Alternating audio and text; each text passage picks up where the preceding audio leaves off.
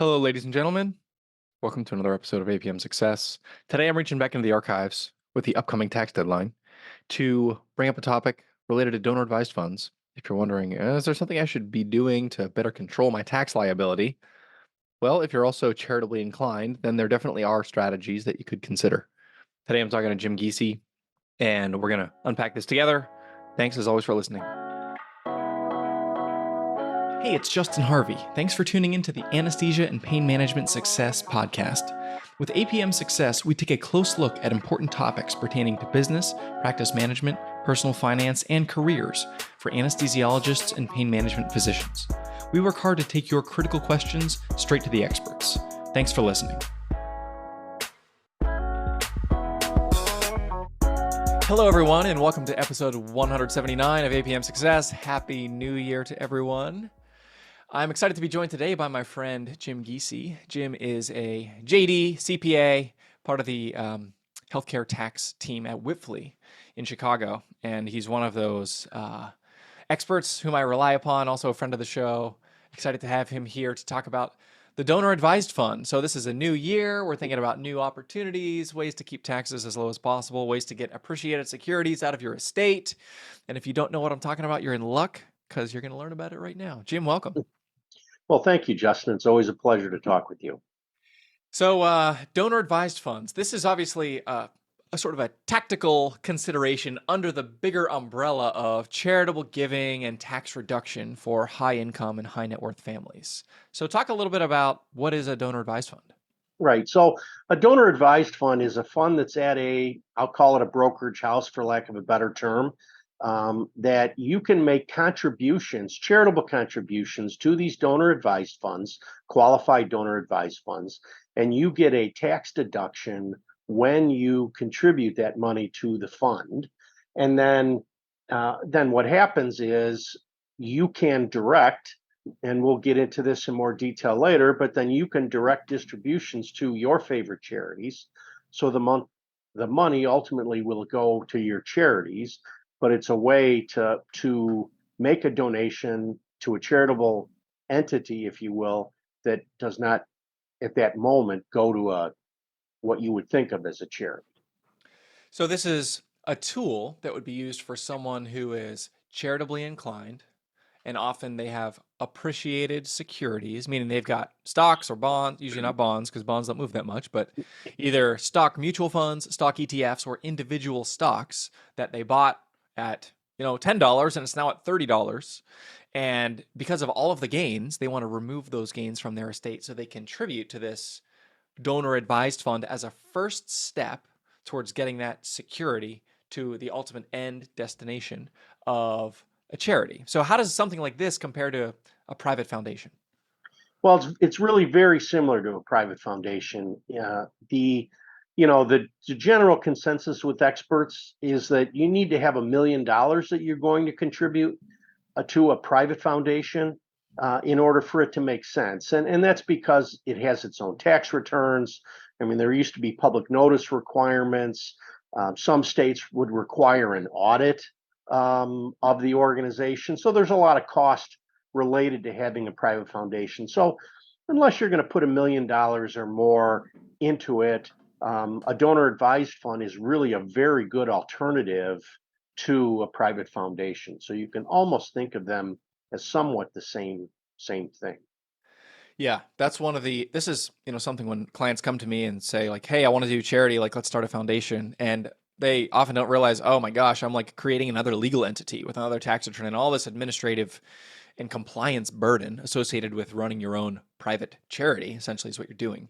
And it takes a significant amount of net worth in order for that to, and it does make sense for some families, obviously, but for our average listener who's an accumulating physician or someone who's, even has a lot of means, but unless you're ready to give $1 million to charity like today, then a donor advised fund is a good intermediate step to consider.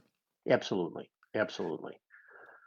What would be circumstances in which you might want to make a contribution to a donor advised fund? Often, and I see it in a year that an individual taxpayer has had a really good year. Maybe they sold their business or they got a huge bonus or something really drove them into, excuse me, into a higher tax bracket. Well, then you may want to capture that depreciation deduction in the current year where you're at a very high tax bracket, and perhaps in the ensuing years, you will not be in such a high tax bracket. So you can make 5 years worth, for instance, of what you believe to be your charitable contributions in this year where your income is really high and you'll get a big benefit from that deduction. And then in future years, you'll be able to satisfy, your desire to make contributions to charities, and you've gotten a really big bang for your buck. Yeah, that's a great planning point. And another place where I've seen this useful, I love that idea, the charitable batching, where you take those a bunch of years worth. Say I'm giving $20,000 a year to charity, and I do get a bunch of money, and I want to continue the same level of giving, but I do get a big influx in one year. This is especially true if you're kind of right on the line between itemizing and taking the standard deduction, which is like 25,000-ish dollar threshold for a married filing jointly household. If you're right on that line, then you can give 100 grand and subject to certain limitations and things, but give 100 grand, take the big, you itemize this year, you take the big offset of your income in that year. And then in following years, you give 0, 0, 0, 0 because you gave for those years in the single year. And in so doing, there can be a tax optimization that happens by keeping your income as low as you possibly can over, instead of just a 1 year time frame, looking at a 3 or a 5 year time frame, which over time that can have a really powerful effect. Right, absolutely. And in fact, I've had clients that have used this strategy, prior to 2017 when the rules changed for your state and local tax deductions, where now it's limited. I had Yeah. clients that were in states that didn't have an income tax, so they would bulk up in the even years. They would pay 2 years worth of real estate taxes, make their charitable contributions for 2 years, get over the standard deduction, and then in the next year very little in those, and so then they took advantage of the standard deduction. So now with it being, as you mentioned, how high it is, and if you're right on the edge of it, maybe you don't have much mortgage interest deduction, so your itemized deductions are not really high. Um, Perhaps it would make sense to, in the even years, for instance, you make a big contribution. In the odd years, you don't, and you use this donor advised fund because then you've got the cash in that odd year you can distribute to your church or your school or your hospital that you want to donate to. You can kind of satisfy your desire to make those annual contributions. Yeah, that's a great point. So, as far as specific planning ideas, let me first make a disclaimer that nothing that we're talking about is specific advice for taxes or otherwise for your situation. So, make sure you're talking to a qualified expert who can look at your tax return, your income, and help you make the best decision based on your circumstances. But, this is where one of the places I see it. I think you hit the nail on the head. If you're renting and if you're in a low or no income tax state, you're not going to have those natural um, credits towards the deduction from the mortgage interest and from the state and local taxes. So that is an ideal circumstance when you're renting in Texas, for example. You don't own a house, there's no property taxes, there's no state income taxes. So you're kind of starting at zero in terms of your deductions. So unless you're giving 25 or 30 grand or more, you're actually going to be itemizing anyway in many cases. And if you're making enough money to phase out of the student loan interest deduction, which most physicians, well, most Right, listeners of this podcast do, right. then this is a good time to consider is batching gifts and property tax payments if you do own for tax optimization purposes. Is that worth considering? And using a donor advised fund can be a great mechanism for that. Yeah, and you had mentioned early on, what should I use to contribute to this donor advised fund? Of course, you can always use cash, but um, a donor advised fund, just like any other charity, if you have appreciated stock, to the extent there is any anymore with the market, but if you have appreciated stock, that's a very good thing to use for any charitable contribution. And many organizations, this is not an easy thing for you to do. Your church may not, this may be problematic for them to handle a donation of stock. So you donate that appreciated stock to the donor advised fund, and then you direct the donor advised fund to make a cash contribution out of that fund to your, in this case, in my example, your church or any qualified charitable organization. Um, Yeah. This is one of the things from an operational standpoint that I've seen is really helpful in smoothing out the process of optimizing your giving. Because often these little, two, three, 5-person 501c3s, they don't have time to like open a brokerage account and solicit investment donations from big time. They're so busy like doing the work that they do that they're kind of more of a shoestring operation. And if that kind of operation is one that you want to support, it can be operationally onerous for them to try to position themselves to receive $40,000 of Tesla shares. One easy way to make everyone's life better and more simple is to just take those $40,000 of shares, put it into a donor advised fund, and then you actually cut a check from the donor advised fund. So you move the 40 grand into the account, you sell it, turn it into cash, or invest it in something very conservative. And then you cut a check from the donor advised fund. So all the 501c3 has to do, that 501 or the 5-person shoestring operation, is they take the check, they cash it, and then they've got the money in their operating account. So charities like these too, for obvious reasons. Right. And I guess just to crystallize, what's the tax planning? You get a tax deduction for the fair market value of that stock that you donated, but you do not have to. Obviously, you haven't sold it, so you don't pay tax on that gain. So that gain is goes completely untaxed. I mean, there used to be years ago an alternative minimum tax adjustment, but that no longer is the case. So it's a very good way. Um, and then along those same lines, let's say you have stock that you have no idea what the cost basis is. Maybe a grandparent gave you this stock when you were very young, or you inherited this stock and you don't know the date. So there's no way for you to find, or very, very difficult to find the basis. Then that's a really good stock to use to make a donation. And then you just don't need to worry about, frankly, the fight with the IRS if you get audited as to what the cost basis of this stock was. And I've seen several clients use this strategy, and it was just going to be so hard to figure it out. This way, I get the benefit of it. I'm going to do it anyway, and now I don't have to worry about the cost. Yeah, and you're especially going to make your tax preparer or financial advisor happy because instead of them digging through that whole shoebox full of, dividend distribution notices for that share of Coca-Cola that grandma gave you on your 4th birthday, having to do a bunch of math and then maybe send you an invoice for that, you can just gift the Coca-Cola. And yeah, that's definitely something to Right. consider. So then we've been talking about the money going in, and let's say you don't necessarily distribute that money out to charities right away. You leave it sit there, and we'll talk in a minute about what those limitations are. But how does that money get invested in that fund? Yeah, so you have latitude in this, and you mentioned it's at a brokerage house. So I use Charles Schwab to house donor advised funds. I've used Fidelity. These are companies where you can also open a Roth IRA, for example, but you can open another. It's essentially an investment account, except its title is a donor advised fund.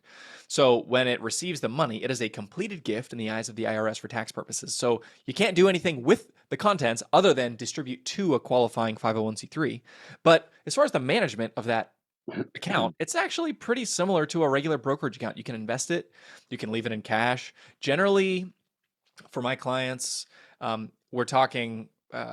We don't want the money to sit there for 30 years because we ultimately do want it to get to a charity.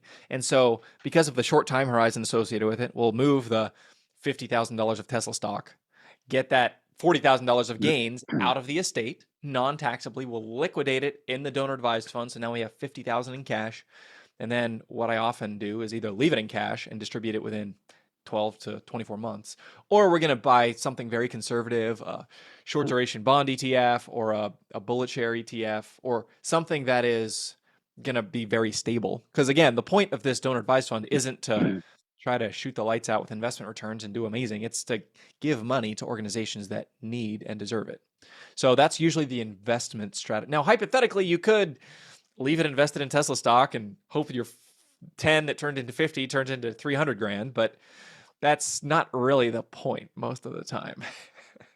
Right, right. And I'm not sure about this, but there may be some sort of a similar to a kind of a the trustee's responsibility to invest it. I'm drawing a blank on the word here, but responsibly is what's coming to mind, but that's not the right term. But you certainly wouldn't want to use puts and calls or any really extravagant investment strategies in that fund. Yeah, I've never tested the limits of that rule. I don't know what, like the prudent man rule is one thing that exists in trusts. Maybe that's what you're referring to. But certainly, g- best practice in general, and this is not specific advice for anyone out there, is to just do something boring, something stable, something that's going to be there in the next 1 to 3 years whenever you do go to gift this money. Okay, so now you've got the money in the fund, took the deduction. Justin's got it invested in various things to meet what your requirements are. Um, the IRS does require you to distribute. I say you, but it really is the fund as a whole, because now you're part of that whole Schwab donor advised fund, with everybody else, even though you have a separate fund. And there was abuse with these donor advised funds, that money was not being distributed out of the funds to charity. And so the IRS came in and said, you have a choice, Schwab and all the other places, to distribute at least 5% of the fair market value of what's in your fund, which is comparable to the requirements for a private foundation. And if you don't, there will be consequences. And so all of these funds have adopted this requirement that 5% of the fund be distributed to charity each year. So so you will need to do that out of your fund each year. Now, what the fund will do as a whole is, if they have not met their 5%, let's say a couple of people that have funds there have made zero donations or less than the 5%, then they being Schwab are going to be required to make up that difference. They typically have a handful of charities that they've selected, and they will make contributions to those charities, and where they typically will go is to those funds that have not made contributions out to charities for the year. So if you've met your 5%, they're not likely to hit your fund. They're going to hit others that haven't met it. Yeah, And great so, point. Justin, is that your understanding of how it works on your end?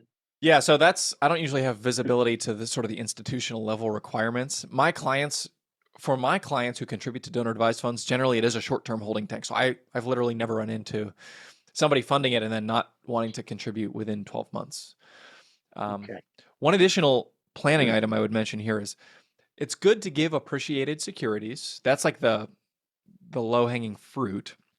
A stock that you bought that went up a lot. And if you're running a separately managed account where you're doing like a direct indexing strategy where you have many, many, many different stocks, you're essentially buying a bunch of lottery tickets. And I have clients that started with an SMA this year, even in a down year when the market's down 20%. Some of the stocks are up 50, 70, 100%. So we can cherry pick those, of the 600 stocks we hold, we grab the 10 of them worth 10 grand that we only paid, 5 grand for.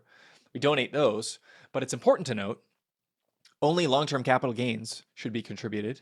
If you contribute short-term capital gains, the basis is the tax deduction and not the market value. Meaning, if I bought Tesla stock on January 1st and on November 30th, it was worth, I paid 1,000 and then it was worth 5,000. And then I donated it on November 30th. Because I've held it for less than 365 days, I only get a tax deduction for the basis, which is 1,000. So I gave away 5,000 of stock. I only get a $1,000 deduction. That is obviously a huge missed opportunity. You should have just held it for another month to get to that long-term cap gain window, or just sell it and keep the money. But giving a short-term cap gain security is generally not advisable. Good point. Good point. Thank you. So then, how I've seen some of my clients use these donor advised funds is, I have a client that has young adult children. He wants them to develop a culture of philanthropy. And so what he does is, he's had some very good years, and he's contributed a considerable amount to his donor advised fund. And what he does is, he has a meeting every year with his adult children, and they get together and they select, and each child gets to select a charity, and it effectively they have to promote their charity, and give the cause and why they should get the money, but it's a way for them to talk about it. And he believes, as I said, he's developing now, he and his wife are developing a culture of philanthropy, within his family, which is important for him. Um, so that was a really good use of it. I had another client that created a donor advised fund. She was a retired teacher, and she had one of the charities that she was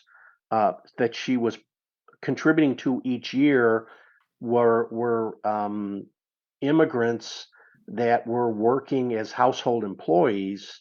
And as a teacher, what she was doing, she was working with the charity then to help teach English and other skills, so that these folks were able. The purpose of the charity was to help certain groups of people, and so she actually jumped in and volunteered with the charity. And obviously, given the fact she was giving them money, that they very much welcomed. They would have welcomed her assistance without it, but so it was an opportunity to give money and give her services, which it was very important to her. It was very gratifying for her.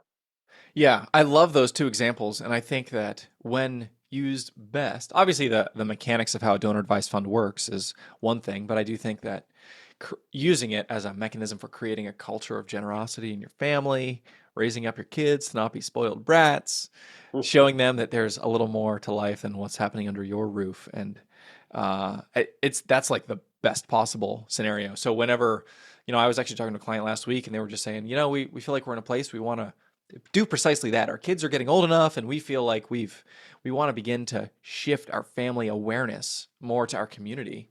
I'm like so excited to equip them and help them to do that. And a donor advised fund is a perfect mechanism where get everybody around the kitchen table and say, okay, each of you get to pick something, and we're going to give 20% of the donor advised fund to the group that you like the best. And then we're also going to accompany that with a couple hours of volunteering to see the money at work. I think that's and in my ongoing quest to understand how to raise kids that appreciate the value of a dollar, I think that is a great tool in the toolbox. Yeah, I agree. Anything else, Jim, as we're wrapping up here? I think that's all I've got. I've run out of ideas. So hopefully that gives people a pretty good feel for a donor advice fund, how it works, how it can benefit them and benefit others. So great. Well, thank you very much for your time, everybody. Hope you have a great 2023, and I'm looking forward to another great year. Sounds good. Thank you, Justin. If you liked what you heard this week, head on over to apmsuccess.com, where you can find more content and free resources to help you build a successful career in anesthesia and pain management. If you wanted to leave a review in iTunes, I'd also really appreciate it. Thanks for using some of your valuable time to join me today on APM Success.